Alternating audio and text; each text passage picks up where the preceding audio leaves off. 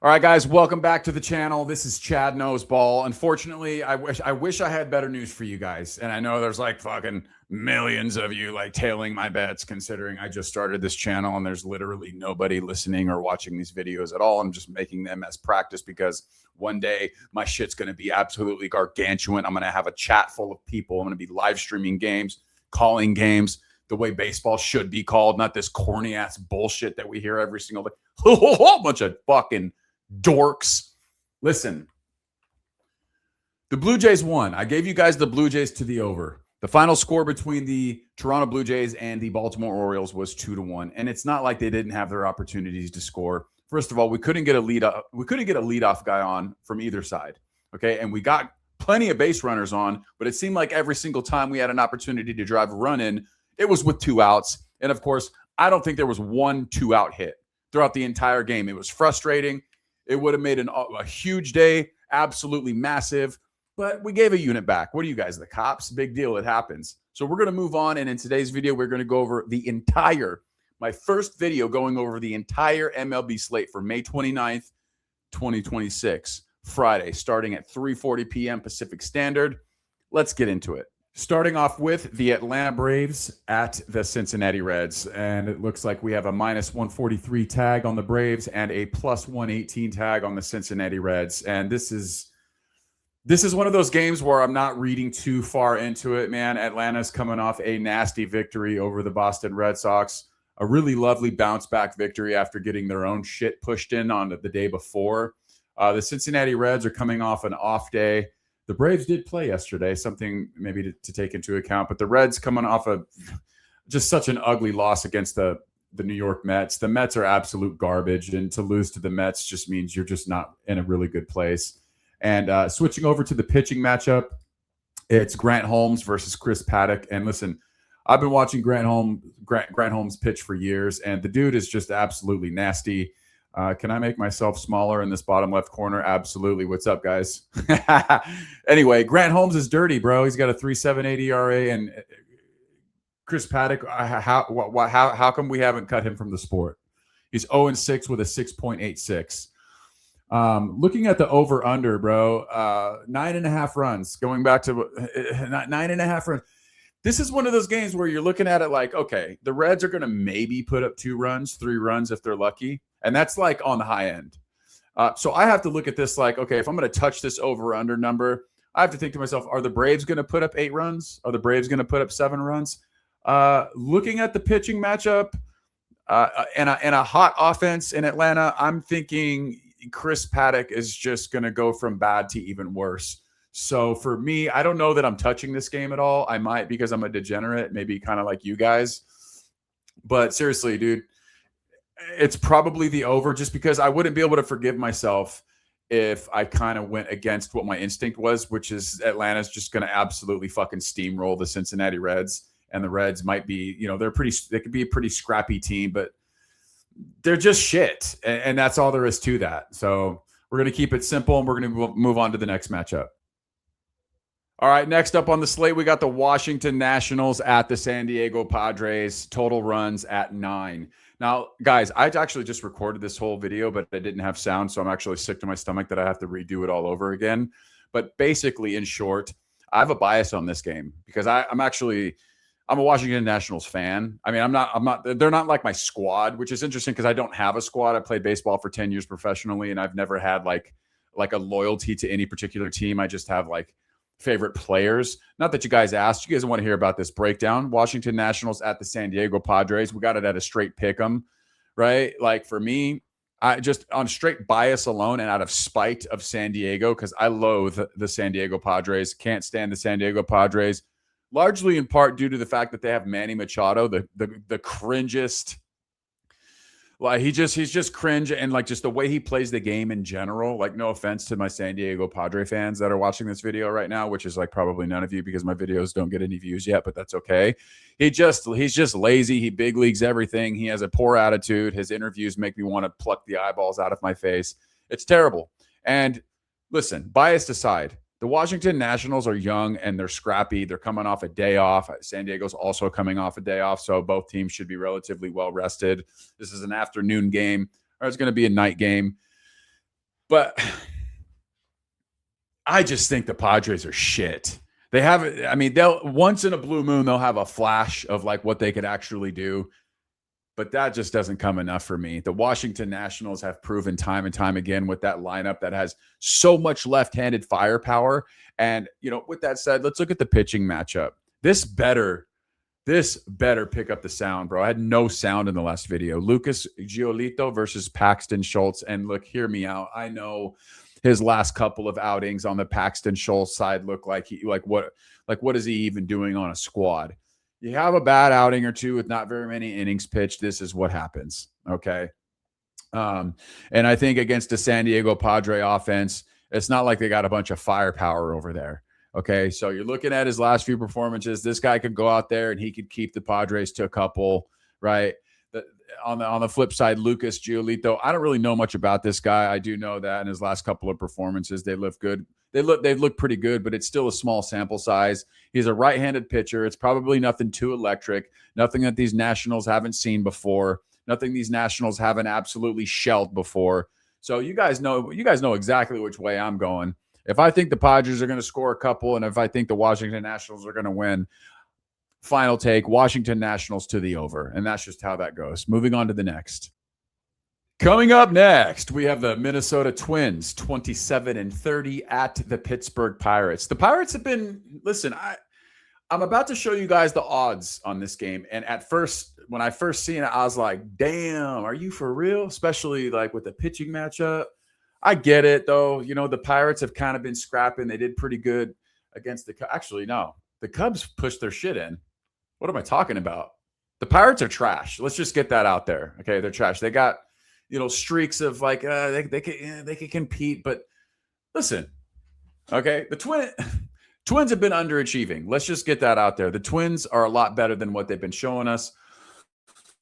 But let's get straight into it, man. I was shocked. I was shocked at these odds, but let's look at the pitching matchup first. And I was shocked because, dude, Taj Bradley, he's one of the guys, dude. 5-1 with a 2.7. That's proven. I mean, he's a dog.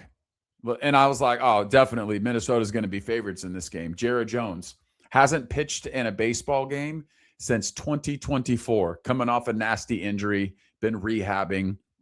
Bro, obviously hindsight's going to be 2020. Jared Jones comes out there and absolutely shoves in his return since 2024, but I'm not buying that narrative. Okay, you think he's not going to feel some kind of jitters? You don't think he's going to feel some kind of way? First time being back, first time he gets in trouble, you don't think he's going to be like, oh shit, like he hadn't been in trouble in a minute. How's he going to respond to that? So there's questions to be answered in this matchup, and I'm sorry, I'm not putting my money. I'm not betting against Taj Bradley, who's 5-1, 2.7. I mean, just look at it. The numbers speak for himself.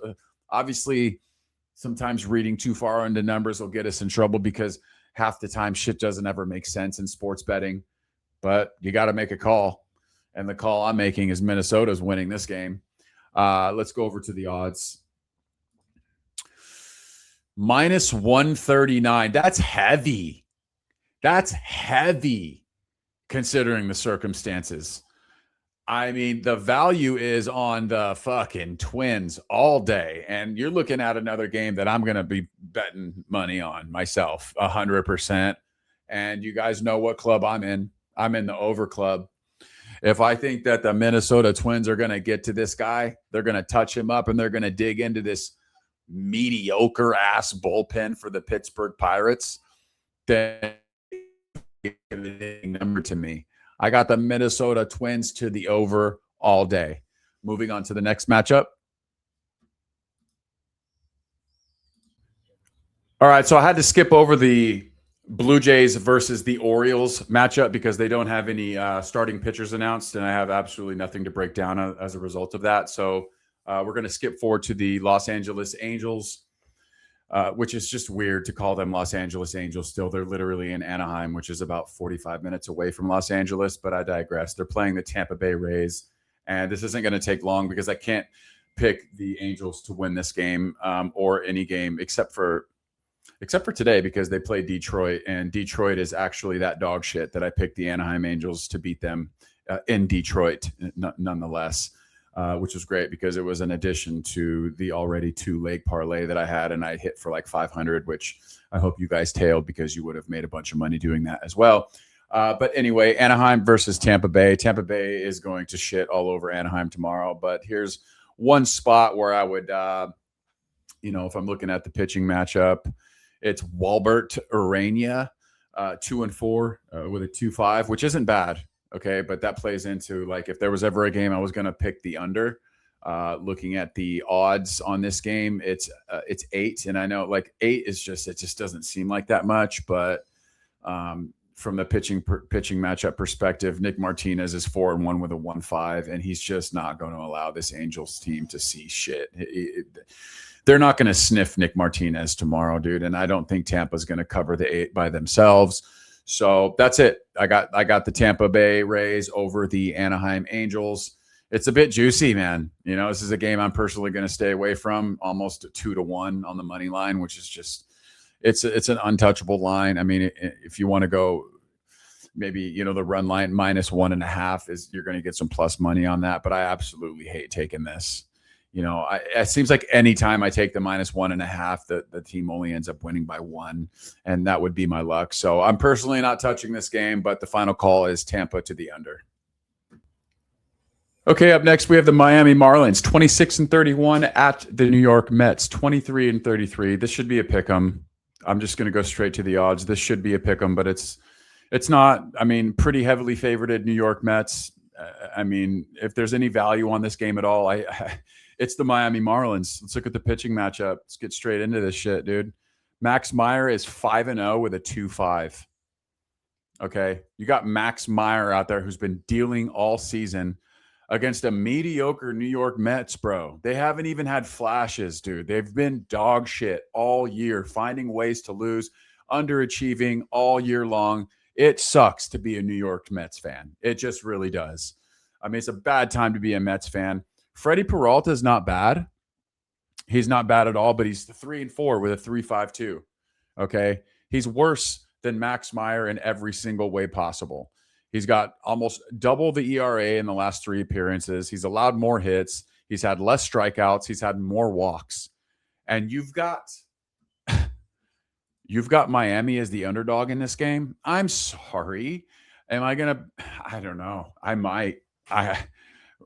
Ring the psycho alert. Shout out to Guy Boston Sports. What's up, Ev? We're out here following in your footsteps, big dog. Imagine Big Ev learns who Captain Chad is. Chad knows ball. Maybe Guy Boston Sports collab in the future. Who knows? But if I put any money on this game at all, I wouldn't touch this money line on the Mets side. I wouldn't even. 7 makes sense. Should be a pitching duel. Should be. So if I put anything on this game at all, I'm probably staying away from this number 7 because it looks a little tasty being only 7, 7 runs. But I could totally see this game going like 2-1, 3-1 to Miami. So final call, Miami to the under. Moving on to the next one. All right, up next we have the Boston Red Sox, 23-32 at the Cleveland Guardians, a contender. The Guardians are going to be contenders.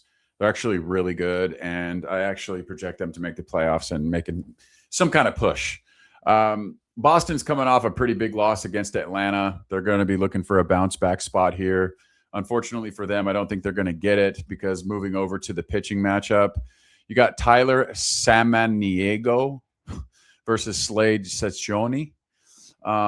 Dude, I think Tyler was I think just based off looking at this, it looks like Tyler is just a relief pitcher making a spot start tomorrow. Just probably came in a spot in like a high leverage spot and just ended up taking the L. He's got a 1.4.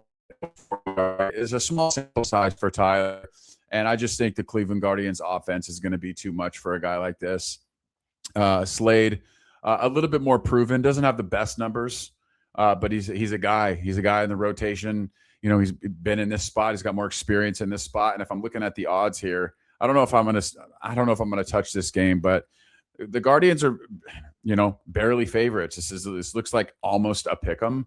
But if I'm gonna make a call on this game based on the circumstances that we have just gone over, the Cleveland Guardians should beat the Boston Red Sox tomorrow. As far as the number 8, I don't know. I think, you guys know I'm a part of the over club. If I'm making a bet, I'm usually going to bet the over. But in this spot, I'm thinking more along the lines of Cleveland and the under. So that's what we got for this game. Up next, we have the Chicago Cubs, the scuffling Cubs, the Cubs that got off to just an unbelievable start this year. Everybody thought they were going to be untouchable, but have lost 11 out of their last 14 games. But as of late, I think they had a nice little bounce back spot against the Pirates, man, and they're starting to kind of, find their groove a little bit. But unfortunately, I think it's a pretty bad time to run into the St. Louis Cardinals, the team that these guys always play each other tough. They've been rivals since the dawn of time. The St. Louis Cardinals are my alma mater. I was drafted in the 2004 draft, 20th round selection to the St. Louis Cardinals. I played in their farm system for 3.5 years. I tend to find myself rooting for the Cardinals. I still know John Vooch. Bruce Mano used to be the farm director over there. I used to know him. He's not with the St. Louis Cardinals anymore. But listen, I have a little bit of a bias towards the Cardinals. This is a tough spot for me. I actually don't have a strong lean in this game whatsoever. I'm definitely going to stay pretty far away from this game. But let's just break it down a little bit for you guys. We got the St. Louis Cardinals coming in as the underdog at plus 115 and the Chicago Cubs at home. It's always windy. It's always windy at Wrigley Field. It's tough because when it's windy and you're a guy that likes to bet the over, it's tough because home runs are kind of out of play unless you hit it to like one specific spot on the field. So I'm not touching this. I mean, I think this is going to be a bit of a scrappy back and forth type game. These guys play each other tough, like I said. So it's tough. I certainly feel that there's more value on the St. Louis side. If you think like I do, and you think this is going to be a close game back and forth, it's anybody's game. There's certainly more value on the St. Louis side. If you wanted to roll with the value side, minus 1.5 is completely out of play for me, but minus 139 is a little too juicy for me. It's too expensive for me. I don't feel confident enough that the Cubs are going to beat the Cardinals. The Cardinals are a little bit more well rested. They had the day off while the Cubs played yesterday or today at the time of the filming of this video. Let's look at the pitching matchup. Maybe we can convince ourselves. Shota Imanaga, I know he has, because I did a little bit of research on this guy. He's got a really good ERA specifically against the St. Louis Cardinals. He's 4-5 with a 4 this year. Last 3 starts, not looking good, dude. This is what makes me lean towards the St. Louis side, because if we're going to be consistent with this type of shit moving forward against a team like the Cardinals, it's going to be tough to beat them. I mean, it just is. Andre Palante, don't really know a lot about this guy. Just looking at his numbers, he's 5-4 with a 3.76. Looking pretty good as of late, though. More and more, I think I'm talking myself into having a little bit of action on this game. My final call, I got the Cardinals to the under. Oh, God, who cares? Honestly, who cares? But I got to break it down for you guys because this is what you're here to see. This is what you want to know. Somebody out there is putting money on this game. Only God knows why. The Rangers and the Royals. Just a couple of fucking losers. I'm sorry, dude. Who cares, bro? I do like Keith Witt, though. Bobby Witt Jr. I went to high school with Keith Witt. I do like Bobby Witt Jr. Matter of fact, I know his sister really well. Colleyville, Texas, baby. A story for another time. Listen, I'm actually pretty cool with James Russell. Bobby Witt Jr.'s brother-in-law. Anyway, long story. Let's get into this breakdown. 22-34, 25-31, both losing records. Both are going to end up way under 500. The pitching matchup in today's unbelievable game between the Kansas City Royals, Texas Rangers, Stephen Kolek versus Mackenzie Gore. They've got this like this is going to be a pitcher's duel, and perhaps it might be. Both offenses are trash. So, I mean, there's a reason why taking a look at the odds, 7.5 on the run line. I was actually shocked to see that Kansas City was the underdog, though. I really was. Texas is garbage. And I mean, if you look at this like this should be a pick 'em, then the value is on KC all day, every day. I don't really want to talk about this matchup anymore. It's boring. Kansas City to the under. Let's go with that.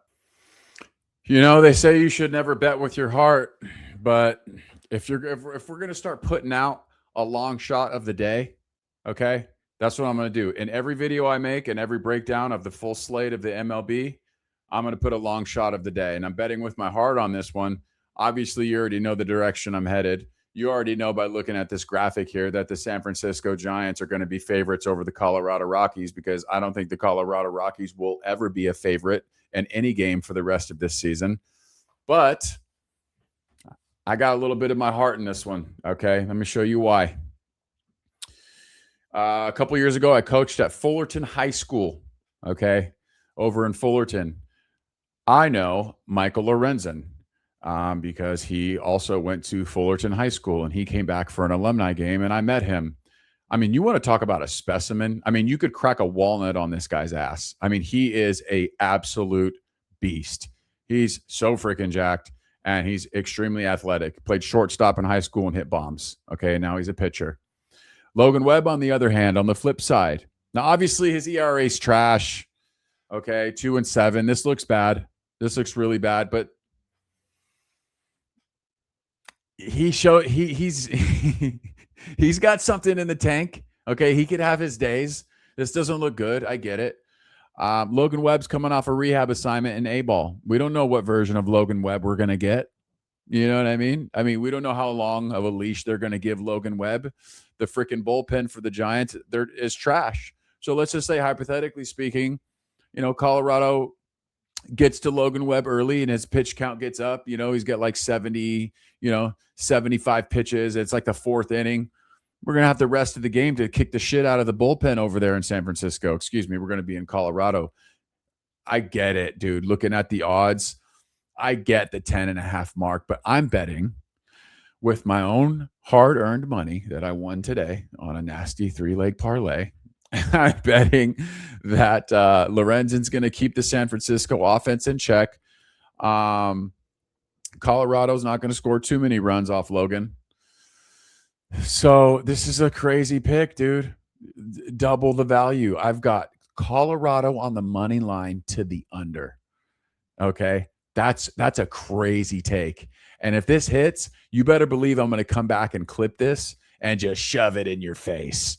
All right, moving on to the next matchup. I mean, you look at this matchup right here and you tell me you feel confident betting against the Yankees. I mean, I always try to give the high value team in terms of the odds the benefit of the doubt. I always look for a way, how can I bet the A's here? I can't get myself to get there, but I have found a little spot here. Let's go over here to the pitching matchup. You got Carlos Rodon looking for his first win of the season. Can you believe that? This is probably going to be the game where he just comes out and absolutely shoves and gets his first W. Okay. On the flip side, you got Luis Severino. He's been one of their guys. He's not terrible. I mean, they both have 4 ERAs, and that's going to translate over here when you look at the odds. The number's 10. All right. Plus 125, minus 154. This is what this line should look like. Now, can the A's come out here and surprise the shit out of us and, continue this loss streak for Rodon? I don't see it happening. They got big Amish, the big left-handed 6'6", absolutely horrifying monster first baseman over there who's going to be facing a lefty. He's been scuffling. He hasn't been himself.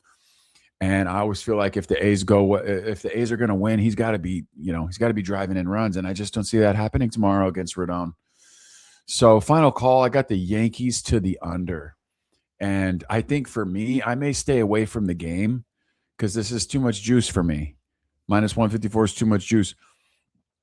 But under 115, minus 115, that looks appealing if I want to put together a sweet little parlay or some shit with some other stuff on the slate. But final call, New York Yankees to the under. When I saw this matchup, I was really, really, really hoping Seattle was going to be the underdog for some strange reason. But of course, as fate would have it, that's not the case whatsoever. So let's take a look at the pitching matchup. You got the Arizona Cardinals going up against the Seattle Mariners. George Kirby with a 3.54 overall ERA, 5.40 in the last 3 appearances. Zach Gallen, both of these guys are like their guys. All right. And they got a lot of trust in these guys. And, for good reason. They're extremely consistent. 3-4 on the Galen side, 5-4 on the Kirby side. God, the more I look at this matchup, the more I feel like this is a coin flip. Let's take a look at the odds. -149 is too heavy for me. I'm not touching this game. If I do touch this game, I've got to go with freaking Arizona at the +125 side. 7 is such a low number. Just because I'm a degenerate, you guys, I'm going to go with Arizona to the over. 7, I hate that number. Like, honestly, I don't think any game should ever be priced at 7. Not priced, should be set at 7. Each team scores 3 runs. You have 7. You get a push. At least. And if I look at that pitching matchup, and I think if I look at this game and that starting pitching matchup, I look at that and I'm like, this is a coin flip. This could go either way. Maybe leaning a little bit towards Seattle, but not -149.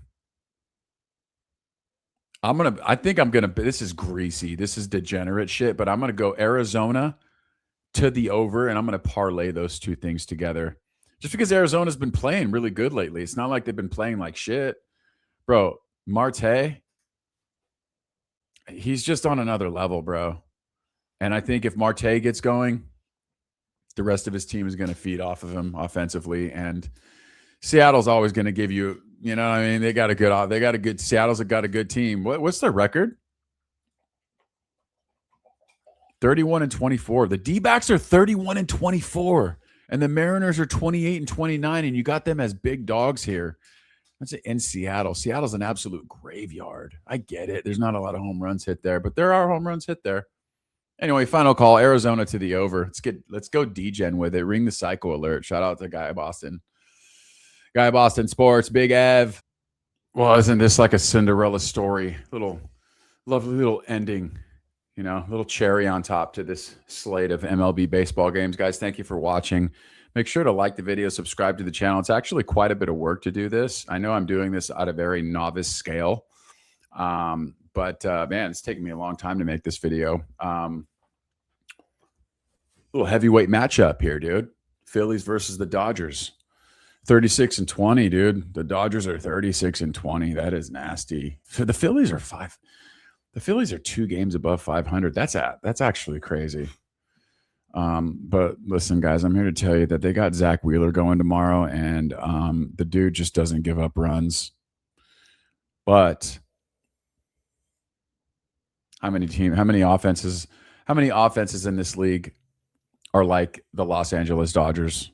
Not very many.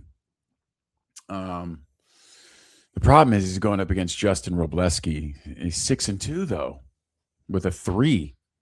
Hasn't had the best last 3 appearances. Obviously, he's got a 6.41.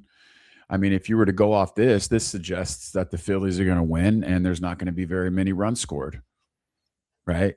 But if you're a Dodger fan, don't you ever make the Dodgers underdogs at home. They're not. They're favorites. Oh, no. I'm sorry. I'm a gambler. I love the Dodgers. Bless their hearts. I mean, they're not my squad. Again, I told you guys I don't have a team. But I got to go with the Phillies in this game, dude. Wheeler's too nasty. He's not going to give up very many runs at all.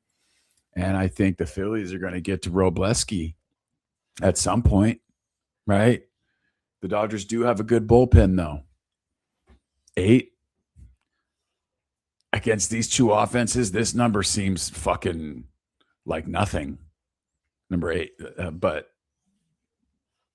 Wheeler, let's say he gives up 2. Relief comes in to give up 1. It's 3. If the Phillies win, they score 4 or 5. My final call. Sound off the psycho alert. Betting against my boys. Oh man, it's all good. Listen, I'm going to put some money on the Phillies to the over, okay? And if it doesn't happen that way, it's fine. At least my squad won. How about that? Thank you for watching. My name is Captain Chad. I love baseball. I played professionally for 10 years. You could Google me if you don't believe me. I know this isn't going to get very many views, hardly any.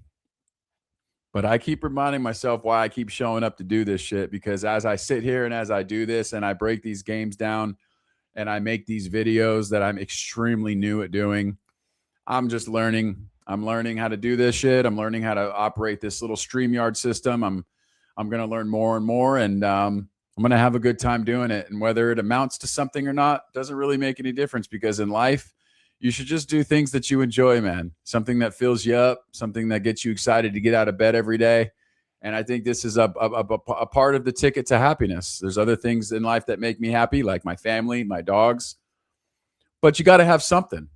You got to have something other than your family and your dogs that get you pumped up, because that's what living is. That's what living is. That's what being rich is. Not monetarily wise, but that's just what being, money doesn't make somebody happy. Well, I've never seen somebody frown on a jet ski before. I get that.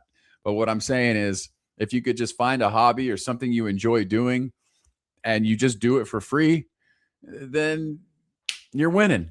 All right. Love you guys. Captain Chad. Like and subscribe. Thank you for watching. Toodle Pip. Now I got to go edit all this shit.